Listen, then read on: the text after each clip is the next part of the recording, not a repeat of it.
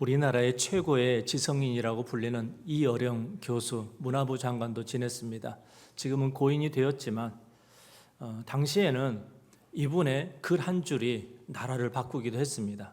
그만큼 많은 영향을 끼쳤고 한국에서 어쩌면 가장 많은 사람들에게 읽혀진 책을 여러 권 냈기도 했습니다. 그런데 이분이 생애 끝 무렵에 딸에게 보내는 굿나잇 키스라고 하는 책에서 이런 고백을 합니다. 딸이 살아있을 때 딸은 매일 밤 아버지 서재 앞을 서성였습니다. 굿나잇 키스를 받고 싶어서 그냥 한번 안아줬으면 해서 하나님께서 만일 그 30초의 시간을 기적을 통해 다시 허락하신다면 이제 나는 글 쓰는 일을 멈추고 뒤돌아 딸을 안아주며 딸의 뺨 위에 굿나잇 키스를 해주고 싶다. 딸이 자기 품을 떠난 다음입니다. 딸이 죽고 난 다음에 이 책을 썼습니다. 딸이 젊은 나이에 세상을 떠났습니다. 암으로. 그제서야 이어령 교수는 닫혀진 마음의 문을 열고 깨달았습니다. 딸이 원하는 게 대단한 게 아니었는데 그때는 몰랐습니다. 딸은 그냥 다른 거 원하는 게 아니라 따뜻한 아버지의 품 한 번 원했을 뿐입니다. 그 밤에 아빠가 잠깐 몇십 초만이라도 30초만이라도 자기를 안아주고 잘 자라고 볼에 키스를 해줬으면 하는 그 마음을 알지를 못했습니다. 언제 알았습니까? 딸이 떠나고 난 다음에요. 딸이 살아있었을 때 문 너머에 딸이 있었습니다. 딸은 아버지를 기다리고 있었습니다. 하지만 아버지는 책 속에, 원고 속에 있었습니다. 너무나 안타까운 일이 뭔가요, 여러분? 사랑하는 딸이 잠자기 전 아빠의 품에 안겨서 그렇게 그걸 원해서 문 밖에 서성했는데 이제 딸에게 하고 싶은 말을 못합니다. 이제 알았는데 따뜻하게 안아주기만을 원하는 것, 그거 몇십 초 걸리지 않았는데 그거를 딸을 떠나고 난 다음에 깨달았습니다. 여러분, 이 이야기가 이어령 교수의 이야기만일까요? 오늘 우리들의 가정의 이야기 아닐까요? 같은 집에 삽니다. 그러나 문이 닫혀 있습니다. 아이들이 문 앞에 서 있습니다. 아이들만 그럴까요? 부모들도 아이들 문 앞에 서 있습니다. 부모도 자식도 각자의 공간에 따로 있습니다. 일 속에서, 스마트폰 속에서, 피곤함 속에서, 집 안에서 문을 열어주지 않습니다. 여러분, 왜 이렇게 되었을까요? 오늘 어버이 주일입니다.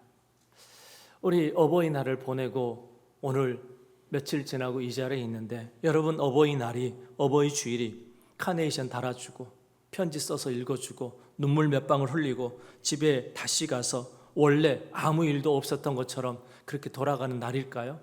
그렇지 않지 않습니까? 여러분, 가정이 어떤 곳인가 하면요, 창세기에 보게 되면 하나님께서 이 세상을 창조하시고 가장 먼저 하신 일은 뭐냐면 가정을 세우는 일입니다. 이 가정은 하나님이 계획하시고 하나님이 디자인하시고요, 너희들이 천국에 오기 전에, 오늘 우리들에게 말씀합니다. 너희들이 천국에 오기 전에 이 땅에서 천국을 조금이라도 경험해 봤으면 좋겠다. 그러기 위해서 가정을 만들었지 않나요? 여러분, 가정은 오늘 어떻습니까? 여러분, 문도 닫혀 있고 마음도 닫혀 있고 이런저런 이유로 스마트폰 속에, 넷플릭스 속에서, 쇼츠 속에서, 드라마 속에서 또 바쁘고 힘드니까 이런저런 이유로 여러분은 다 마음의 문을 닫고 있는 것 아닙니까? 사랑하는 여러분, 오늘 이 시간에요, 이 위기의 가정과 무너진 가정, 무너지고 있는 가정의 해결책을 본문에서 찾기를 원합니다. 첫 번째, 가정을 세우는 것은 무엇입니까? 규칙이 아니라 관계입니다. 자, 오늘 1절은 이렇게 말씀합니다. 자녀들아, 주 안에서 너희 부모에게 순종하라. 이것이 옳으니라. 아멘. 이 짧은 구절 속에서 여러분이 가장 결정적인, 가장 중요한 단어를 꼽는다면 여러분은 어떤 단어를 꼽겠습니까? 자, 오늘이 어버이 주일입니다. 그런데 여러분 자막에 순종하라에 강조가 되어져 있나요? 주 안에서가 강조가 되어져 있나요? 주 안에서입니다. 그러니까 오늘 성경은요, 순종하라가 중요한 단어가 아닙니다. 주 안에서가 가장 중요한 단어입니다. 왜냐하면 당시 로마가 정복하는 이 고대 시대에요, 부모에게 순종하는 것은 너무나 당연한 상식입니다. 이것은 스승들이, 또 철학자들이, 또 당시에 법이 요구를 했습니다. 그러니까 당시에는요, 순종을 안 하면 끝입니다. 지금 여러분, 그 이슬람 문화권들,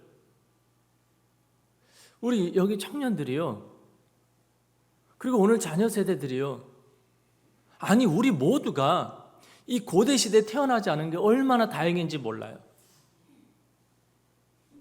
왜냐하면 당신은 순종하지 않으면요, 부모에게 순종하지 않으면 그건 처형당할 일이에요. 부모가 처형을 시켜도 죄를 묻지 않아요. 당연한 권리였어요. 그러니까 이 당시에는 부모에게 순종하라 이렇게 얘기할 필요가 없습니다. 아니 여러분, 부모에게 순종하라라고 요구하지 않아도 말할 필요도 없는 그 세상 속에서 왜 사도 바울은 순종하라고 했을까요? 순종이 중요한 게 아닙니다. 주 안에서 순종하는 것이 가장 중요합니다. 이게 무슨 차이냐? 이 당시에는 규칙이 정해져 있습니다. 순종해야 됩니다. 법으로 정해져 있습니다. 그러나 우리 예수 믿는 사람은요, 그런 규칙이 아니라, 억압이나 강요가 아니라, 그 법 테두리 안에서 굴복하는 게 아니라, 이게 왜 중요한가? 여러분, 법으로 정해져 있습니다. 규칙으로 정해져 있습니다. 그러면 순종해야만 하는 이유가 있습니다. 두렵습니다. 지키지 않으면 무서워서 순종을 합니다. 그리고 지키는 것이 이익이 됩니다. 그런데 강요가 없어지는 그 순간에, 이익은 사라지는 그 순간에 순종도 사라집니다. 여러분, 지금 우리 가정이 정확히 이 일이 벌어지고 있습니다.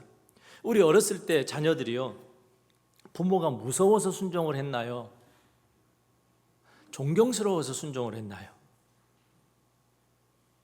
대부분 어떻게 사셨어요? 옛날에 그랬어요. 제가 6.25 때 살았잖아요. 밖에서 여러분, 아니 왜 그랬는지 모르겠어요. 아버지가 들어오셨을 때요, 기침을 하고 들어오셔요. 그러면 누워있던 애들이 어떻게 돼요? 정신이 번쩍 나요. 자기 방에서는 상관이 없어요. 그러나 안방에서는요, 무조건 벌떡 일어나야 돼요. 천천히 일어나면 안 돼요. 그게 옛날이었잖아요, 여러분. 옛날에는 그냥 두려워서 순종을 했는데 이제 컸습니다. 어떻게 됩니까?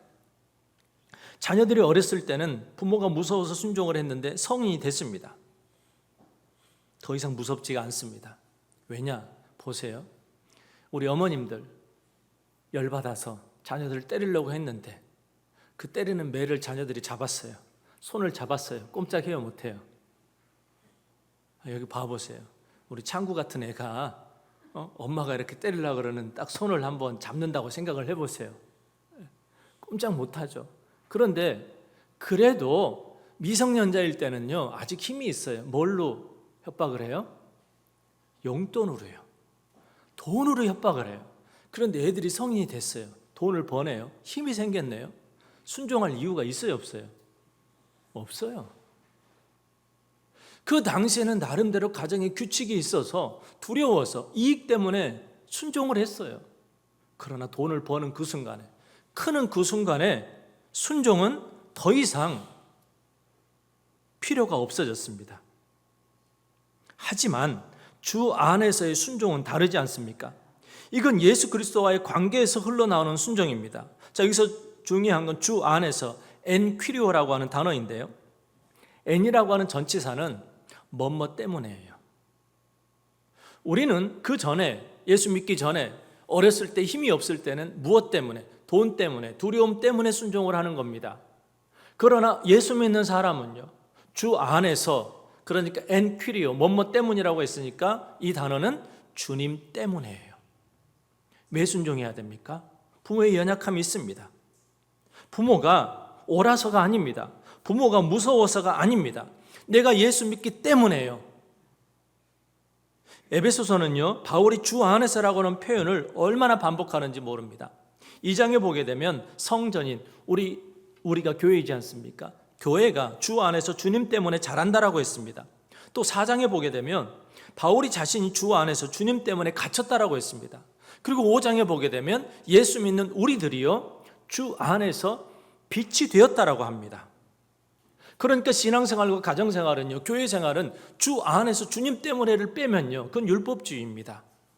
온전한 신앙생활이 될 수 없습니다. 가정 안에도 마찬가지입니다. 이제 여러분 가정 안에서 규칙보다 그 위에 세워야 될 게 뭐냐면 주님 때문에 주 안에서입니다.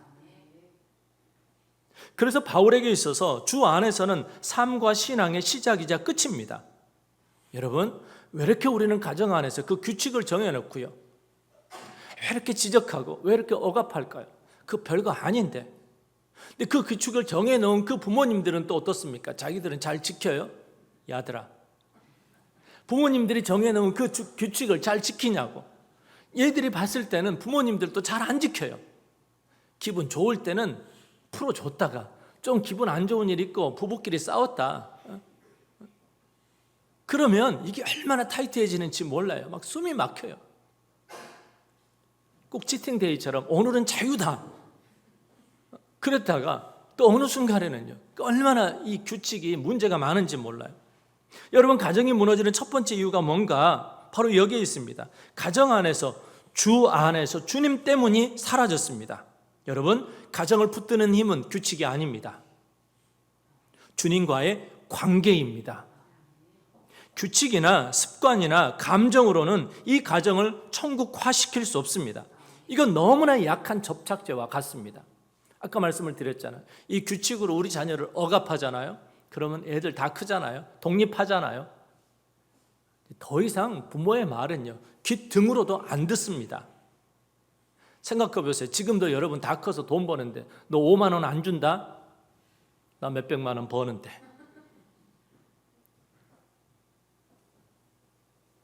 규칙으로 가정이 움직인다면 머지않아 우리 가정은 뿔뿔이 흩어지게 될 것입니다. 주변을 보십시오. 한번 여러분 잘 관찰을 해보십시오. 여러분이 꿈꾸는 가정이나 저 가정 참 부럽다는 가정을 보십시오. 규칙이 우선되는 게 아니라 관계가 우선이 되어 있습니다. 신앙생활도 그렇습니다. 잘 생각해 보자고요. 우리는 규칙 때문에 신앙생활 하나요? 주님과의 관계 때문에 신앙생활 하나요? 굉장히 중요한 질문입니다.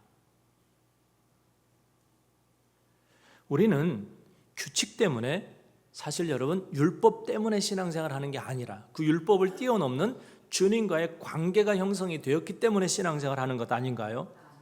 따져볼까요? 하나님이 우리의 누구십니까? 아버지십니다. 관계잖아요. 예수님은 또 누구신가요? 우리의 신랑 되신 예수님이라 그랬습니다. 그래서 예수님이 다시 재림하실 때 우리는 신부로서 주님을 맞이하게 됩니다. 관계입니다, 여러분. 성령님이 누구십니까? 꾸짖는 분이신가요? 예. 우리가 잘못된 길로 갈 때 꾸짖는 게 맞습니다. 그러나 더 중요한 게 있습니다. 성령님은 우리의 보혜사입니다. 헬퍼이십니다. 우리를 지키시는 분이에요.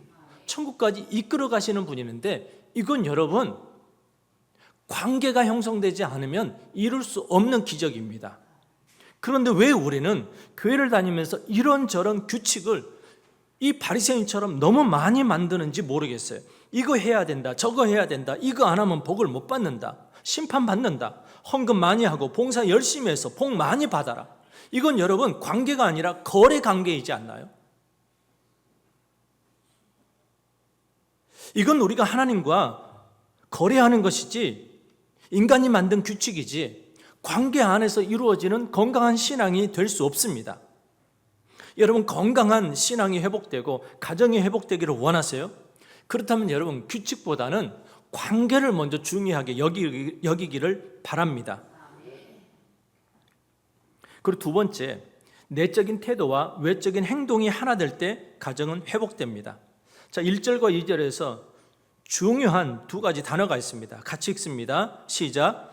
자녀들아 주 안에서 너희 부모에게 순종하라. 이것이 옳으니라.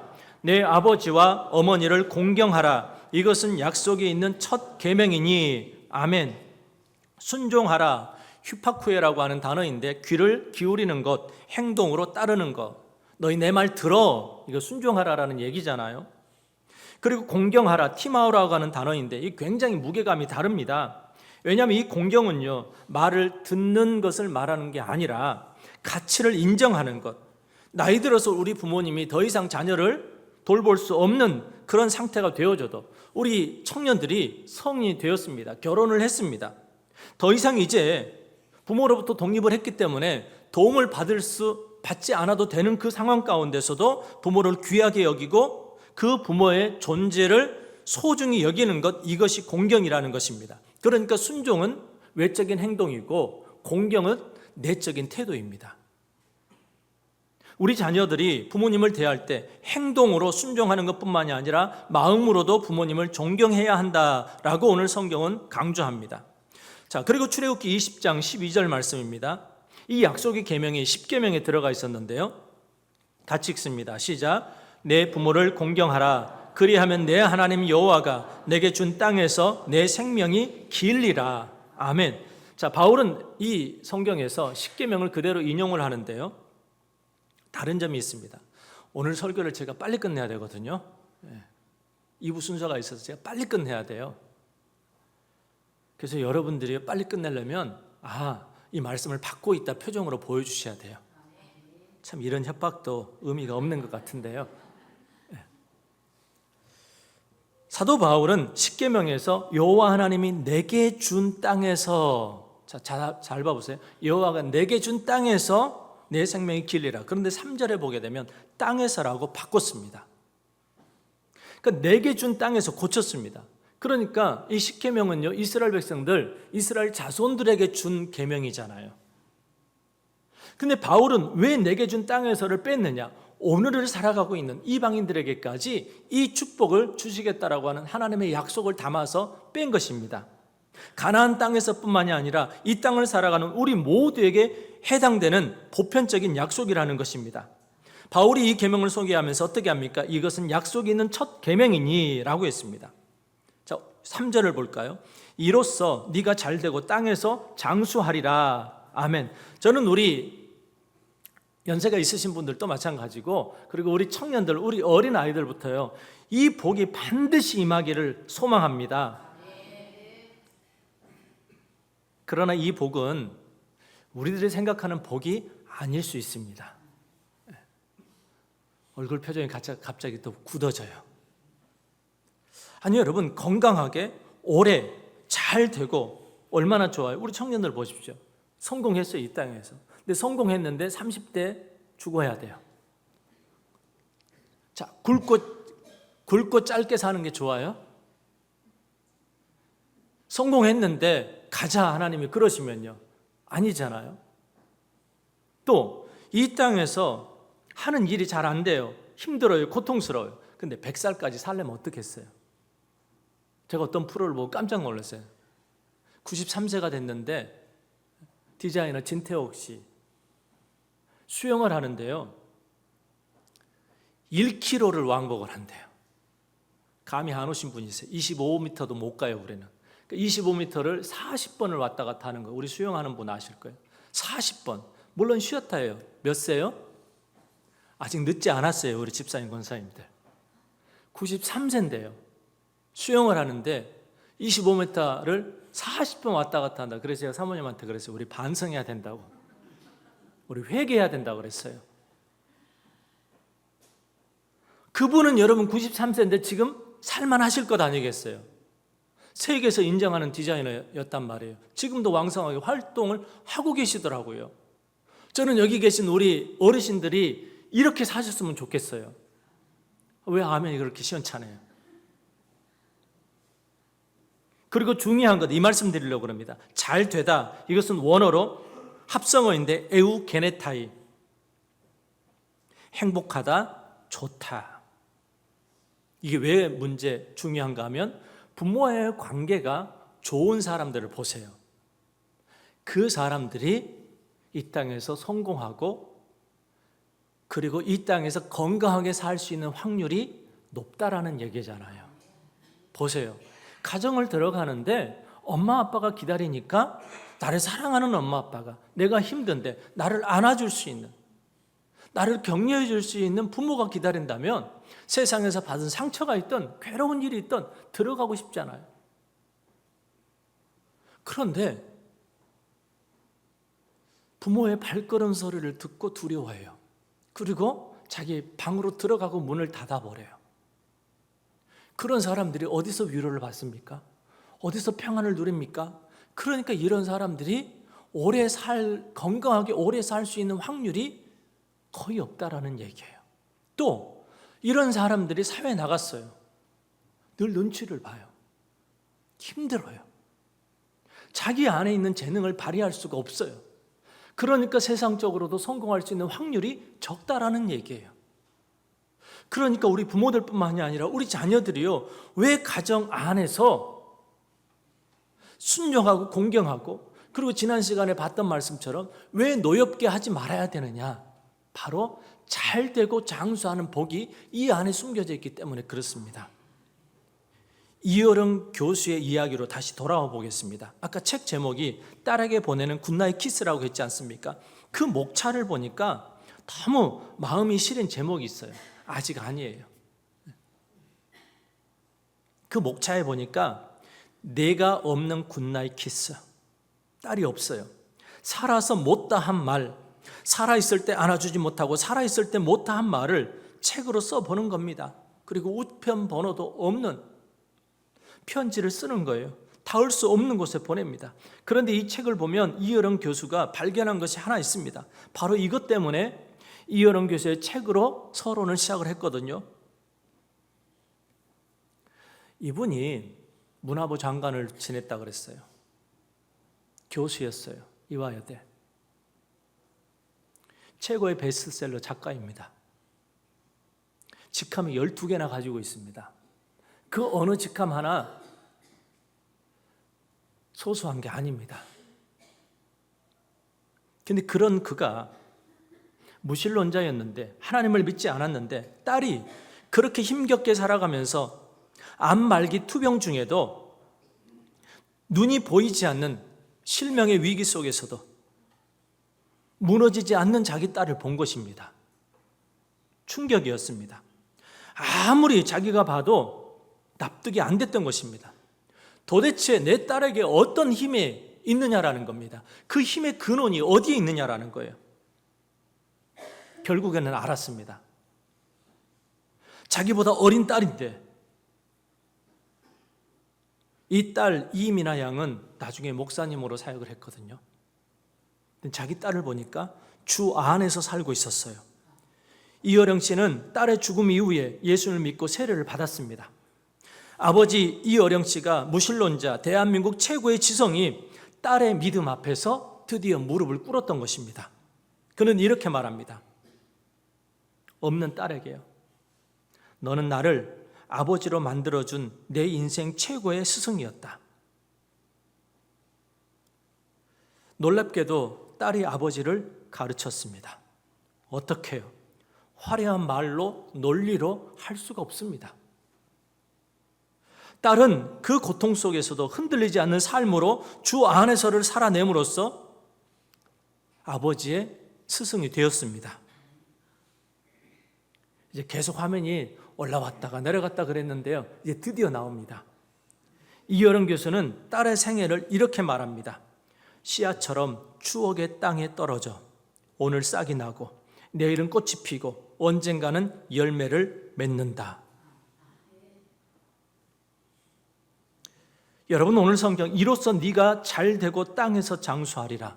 이것은 부모에게뿐만이 아니라 자녀에게, 또 부모가 자식에게만 물려줄 수 있는 게 아니라 이 이여름 교수의 집안에는요, 자녀가, 그 딸이 아버지에게 전달해주는 신앙의 전수를 통해서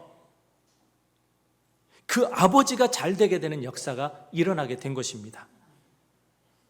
딸이 너무 일찍 아버지의 곁을 떠났습니다. 그러나 그의 삶이 씨앗이 되어 대한민국 최고의 지성인 아버지 이효령의 마음밭에 심어졌습니다. 여러분, 이 약속은 우리가 생각하는 방식보다 훨씬 깊은 방식으로 일어날 수 있습니다. 우리 청년들이요, 우리 젊은 세대들이요, 아버지보다 한참 어리다 할지라도, 어머니보다 한참 어리고 경험이 적다 할지라도 여러분의 삶을 통해서 여러분의 부모님이 구원을 받을 수가 있다라며, 이 이효령 교수가 그 딸의 죽음을 보고 그의 힘이 무엇인가를 알게 되었을 때 하나님을 영접하고 그가 구원을 받았다면 이보다 더 잘된 행복이 어디 있겠습니까? 이것이 바로 오늘 성경이 말씀하는 잘된 복을 누린 경우입니다. 공경은 위에서 아래로만 흐르지 않습니다. 때로는 자녀의 믿음이 부모를 돌아오게 합니다. 이 이효령 교수의 딸 이민아 씨처럼 주 안에서 살아낼 때 그 삶이 부모를 향한 깊은 공경이 되어집니다. 사랑하는 여러분, 먼저는 우리 부모님들 주 안에서 자녀를 품어주십시오. 그 온기가 여러분 자녀들을 향한 가장 오래가는 유산이 되어주십시오. 가정의 달이거든요. 부부관계도 마찬가지입니다. 우리 아내 되시는 분들, 남편 되시는 분들, 주 안에서 품어주십시오. 혹시 아직 열려있지 않는 여러분의 마음의 문을 오늘 여실 생각은 없으십니까? 나중에 후회하지 마시고 지금 기회가 있을 때 전할 수 있는 말을 하시면 안 될까요, 여러분? 이제 제발 여러분의 그 닫혀진 마음의 문을 활짝 열고 그리고 말씀해 주십시오. 사랑해, 고마워, 미안해. 가정의 회복은 거창한 프로그램이 아닙니다. 오늘 닫혔던 방문을 열고 기다리는 아이에게 다가가는 것입니다.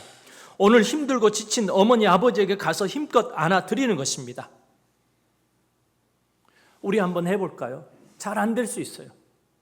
오늘 유튜브를 끄고 게임을 중단하고 넷플릭스를 끄고 따뜻하게 안아주고 웃으면서 인사하고 사랑한다고 감사하다고 고백하고 주무시면 안 될까요, 여러분? 그 순간부터 하나님의 약속이 여러분 가정에 다시 흐르게 될 것입니다.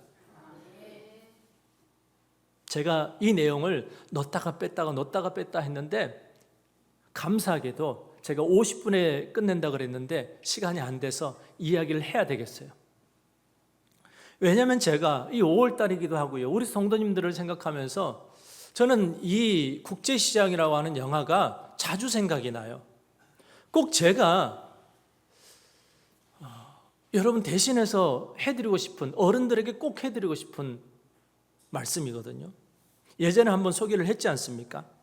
그 결말 부분에 짧은 내용을 소개를 했는데 6.25 전쟁 피난 중에 그때 이제 미군 군함이 와서 안전한 곳으로 이동하기 위해서 그 군함에 많은 사람들이 탔지 않습니까? 그런데 그 주인공 아버지가 군함이 도착을 해서 가족들이 타는데 자기 딸이 없는 겁니다. 그래서 그 딸을 찾으러 가는데, 그런데 나중에 돌아와 보니까 사람들이 다 차서 자기가 탈 수 없는 겁니다. 얼마나 힘들었을까요? 그러면서 아버지가 큰아들인데 아직 작아요. 어린 아이입니다. 아버지가 아들에게 부탁을 합니다. 이제 네가 우리 집의 가장이다. 이제 네가 우리 가족들을 돌봐야 한다. 그리고 이 주인공은요, 평생을 이 아버지의 부탁으로 마음에 담고 힘들게 살아갑니다. 그리고 나이가 들어서 70대가 되었습니다. 마지막 영화 장면이 거실에서 딸과 손녀들이 웃으면서 히덕거리면서 얼마나 기쁘게 노는지. 그런데 이 70대 할아버지가 되었는데 그가 아버지 생각이 난 거예요. 여기 나이가 좀 있으신 분들 어떻습니까? 아버지가 생각나는 5월이지 않으세요?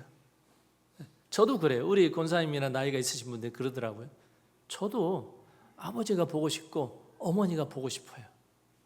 근데 그 행복한 웃음이 가득한 그 공간에서 이 70대가 된 그 아버지가 방에 홀로 들어갑니다. 그리고 그 방에서 혼자 웁니다. 끝까지 만나지 못한 아버지를 생각하면서 펑펑 우는데 울면서 이렇게 말합니다. 제가 연습을 여러 번 했는데 잘 안 되더라고요. 이해하고 들으세요. 부산 사투리인데 잘 못하겠어요. 아버지, 내 약속 잘 지켰지. 이만하면 나 잘 살았지. 그 다음 가사가 너무 마음이 아픕니다. 이게 부모님들의 고백일 것 같아요. 근데 아버지, 내 진짜 힘들었거든요. 내 진짜 힘들었거든요. 단 한 번도 70대 할아버지가 될 때까지 가족들 앞에서 힘들다라고 얘기해 본 적이 없습니다. 옆에서 힘들죠 하면 괜찮다고만 했던 아버지입니다. 근데 아버지, 내 진짜 힘들었거든요. 왜 제가 우리 성도님들 생각했는가 하면요. 우리 성도님들 힘든데, 아픈데 괜찮대요. 그리고 또 마음이 아픈 게 있어요. 봉사를 못하면, 헌금을 많이 못하면 한 것도 없대네요. 아니요, 여러분. 절대 그런 마음 갖지 마세요. 여러분, 충분합니다. 많이 하셨습니다. 뭐 얼마나 더 하시려고 그럽니까? 우리 어른들이요, 그만하면 잘하고 계십니다. 교회에서 특히나 그만하면 충분히 많이 하셨습니다. 제가 생각을 해봤습니다. 제가 목사인데요. 제가 여러분이었다면 여러분만큼 못했을 것 같아요.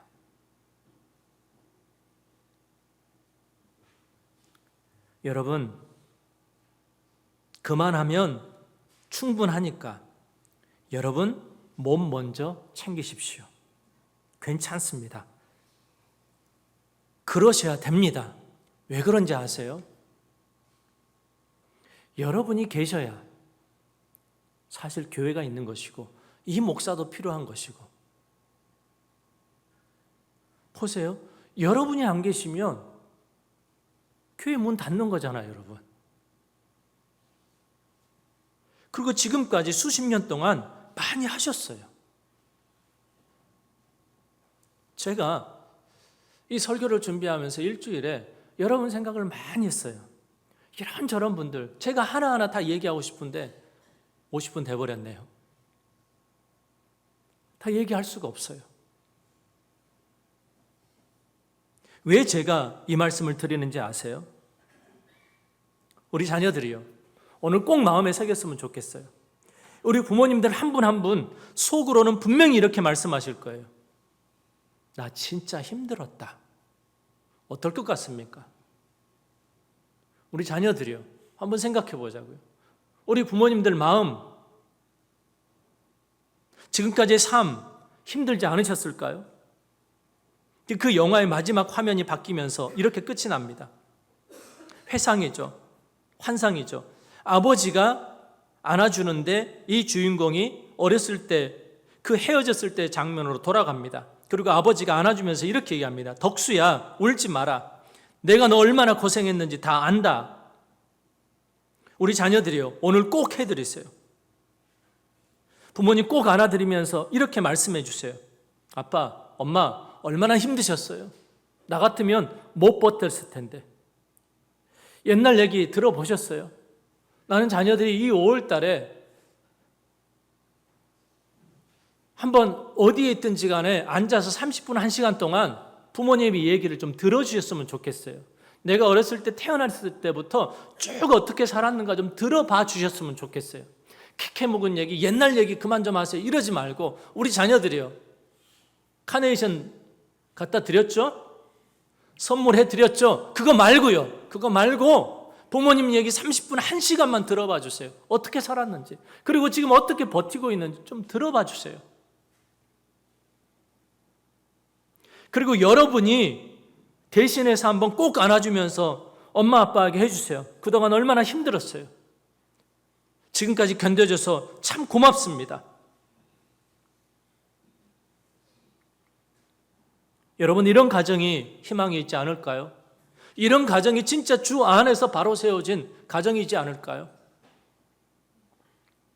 주님 안에서 주님 때문에 따뜻하게 안아주고 인정해주고 존중해주는 우리 자녀들을 통하여서 우리 부모님들도 회복되고 가정이 회복되는 놀라운 역사가 일어나기를 주님의 이름으로 축원합니다. 우리 다 같이 우리 이런 소망을 가지고 찬양했으면 좋겠습니다. 행복이라는 찬양, 가사 중에 진정한 행복의 비결이 있지 않습니까? 눈물 날 일 많고 억울한 일 많은 삶이지만 주 뜻대로 사는 것, 주 안에서 사는 것이 행복의 비결이라고 했습니다. 그리고 하나님의 자녀로 사는 것이 행복이라고 했습니다. 그렇다면 우리 모두는 이 행복의 비밀을 오늘 알고 있습니다. 주님 안에서 주님으로 인해 얼마든지 더 행복한 삶을 살 수 있음을 믿습니다. 우리 모두 주 안에서 참 행복을 누리기를 소원하며 찬양합니다. 화려하지 않아도 정결하게 사는 삶.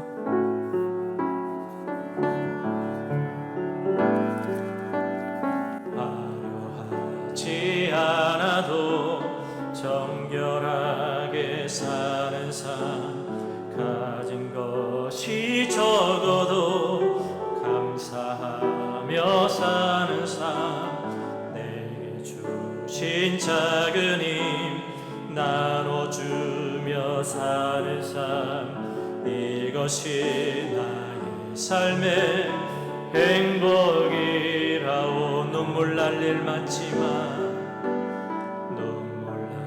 일 많지만 기도할 수 있는 것, 억울한 일 많으나 주를 위해 참는 것, 비록 짧은 작은 삶 주 뜻대로 사는 것, 이것이 나의 삶의 행복이라오. 이것이